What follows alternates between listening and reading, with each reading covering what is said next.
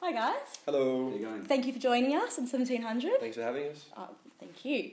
Well, congratulations, I should say. You debuted your sophomore album at number 2 at the ARIA charts. Thank you. You're halfway through your Australian tour at the moment. Almost there. Yeah, I think so. I need to do the maths, but yeah, it's been a few weeks of touring. Yeah. It's been Added really a second good. show to Melbourne. Yeah, second forum. Yeah, it's amazing. gonna be really How are you good. feeling? Do you need a Gatorade? I can't wait. I'm pretty exhausted. We've just had a big weekend of 4 or 5 in a row. 4 in a row. Yeah. Adelaide, then 3 Victoria ones. So yeah, Wow. it was really busy, but yeah, the first forum was awesome. So we're excited to play again. Nice. Yeah. So we're going to talk about hoops, obviously. I want to ask you what your inspiration was, music-wise. I heard you were listening to a lot of hip-hop while producing and recording the music. A whole lot of, it's hard to pick any kind of artist or genre, but yeah, a lot of hip-hop we listen to just because it's good for beats and it's easy to get inspiration from that genre. We've always listened to hip hop, but Who do you normally listen to? Or who are you listening to these days? A lot of Kendrick at the moment. Kendrick. He just We always announced his listen to Australian Outkast. tour. Always Yeah. Outkast. Yeah. Is Kendrick coming? Yeah. He's coming. March next year. Yeah. Yeah, that'll be cool. He's doing stadium tours though. Yeah. Big pretty one. big. He's lost touch, hasn't he? The true fans. It's a bit of Kendrick, yeah. Outkast. Bit of Andre 3000. Yeah, Andre. I don't know who else. It's hard. It's just like, I don't know, Mos Def. Most Def. A whole lot of stuff. Just a lot. Yeah. We spread ourselves quite thin. Yeah. Fair enough. So you worked with David Kahn again for this album. Yeah. Who's a producer who's worked with the likes of Lana Del Rey, The Strokes, Paul McCartney. Was it different this time working with him? Yeah, we were big boys this time. We weren't so scared. We'd go in and kind of like be confident in ourselves and be like, no, this is our music, this is how we want it to sound, and deal with him in a way. Like, with the first time we were a little bit, you're a bit starstruck. Yeah, exactly. Okay. These guys worked with one of the Beatles, one of the members of the Beatles and stuff, and so you sit in the studio just like kind of like twiddling your thumbs. And he'll be like, let's do this, and you're like, okay, even if it's not the best or the thing that you want. So this time we were like... So he's given you a bit of the direction Yeah, of the some first one, fights, whereas now you've pretty much planned what you want to do. Yeah, and the point of the producer a lot of the time is to push you and try and make you do things that you wouldn't normally do, otherwise you might as well just produce your own record. But I guess you need to also know when the producer isn't right, and if you feel like you're confident that you're right, then you just, say something, and that's what we did. Do you think you'd work with him again? Don't know, I mean, we weren't sure if we were going to do the first time, but I think something new would be good for us, producer-wise, on the next record. I mean, we haven't even really started thinking about producers. We'll start writing soon, but the producer thing can happen whenever. I think it's more about just getting like 6 songs without the producer involved. Yeah. Fair enough. I want to talk about why you've named your album Hoops as well. So you've got the song Hoops. Yeah, so Hoops came around like when we were mixing the rest of the album. We didn't record it in New York, so we came back from New York, started getting mixes of the album, and we kind of just kept writing because our label said it was a good thing to do. And we're like, we'll keep doing it, just keep them happy. And then Hoops came up, and we're like, this needs to be on the record. So we just came up to Sydney, recorded it, got it done. We had such a good time. We were like, at the time we were looking for a name for the record, we didn't have one. So it was just like, well, everything feels right about this song. It feels like it's a nice tie-off. Why don't we just name the album Hoops? And the artwork came from that as well. Like, it just felt like... It was a good experience, the final track.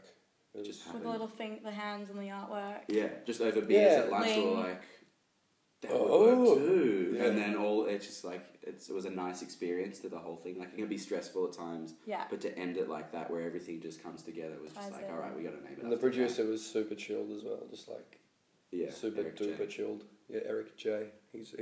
He mixed Chet Faker's record and stuff. Nick Murphy. Yeah, he's a Melbourne boy as well. He is, sure is. Papa Murph, as we like to call him. So with the album artwork, it's got a bit of a 70s, I'm feeling a bit of a James Bond vibe with the new name. What's going on with that? I didn't see that at first, but I can see that now. It's kind of like, at the time we were going for hip-hop, really. Just bling and shiny gold kind of stuff. I guess the hand is kind of James Bondy. It's like a woman's hand. I don't know. I was thinking more blingy hip-hop as well, but... Oh, there you go. I'll take the James Bond Everyone has thing. their interpretation of it. He's pretty fly. Totally, yeah. Exactly. Yeah, it's You very say he's fly. suave. Yeah, he's pretty fly. Yeah. What, you would say otherwise? He'd assassinate you. No, it's cool. I'm thinking Pierce Brosnan sort of era. Look into it. Might see some. Pierce Brosnan similarities. definitely wasn't the 70s. 90s. But he was the 90s, but the artwork is 70s James Bond. No, sorry, 90s James Roger Bond. Moore. I was going to say 90s James Bond, but 70s It's the writing. only one I really know. That's where I was going with that. Very Both. specific. Yeah. Thank you. I guess. I want to talk about the teaser you've given us on social media recently with morph suits and an upcoming video. Yeah. Anything you can reveal there? Oh, there's a lot to be revealed in that video. It's pretty revealing. So what's the video for? Oh, we can't tell you that.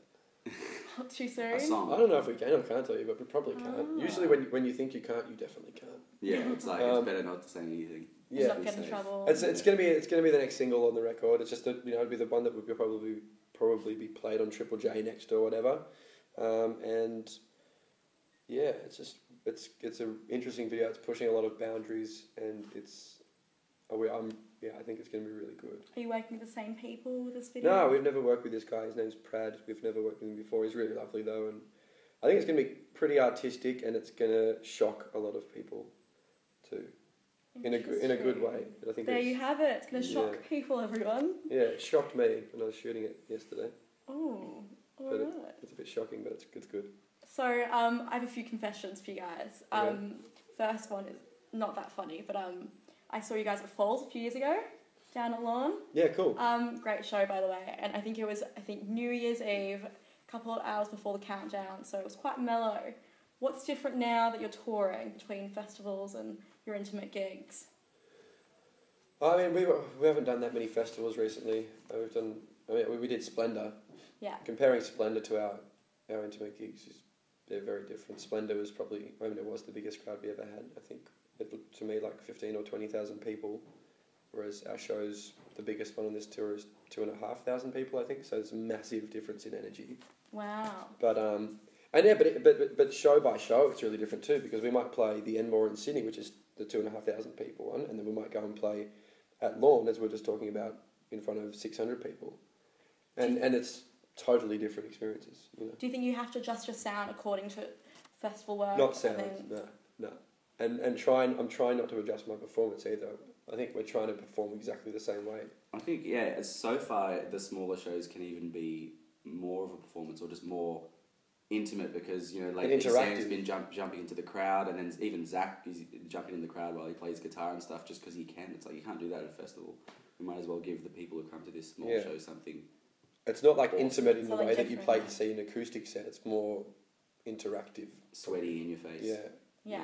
Cool. And then the bigger shows are, I guess, pushing towards that Splendour vibe where it's a little bit more disconnected. But I think we've been trying to bridge that connection a little bit more, and like crowd surfing or jumping into the crowd, and and I think there's been heaps more energy. It's been really, really fun for us.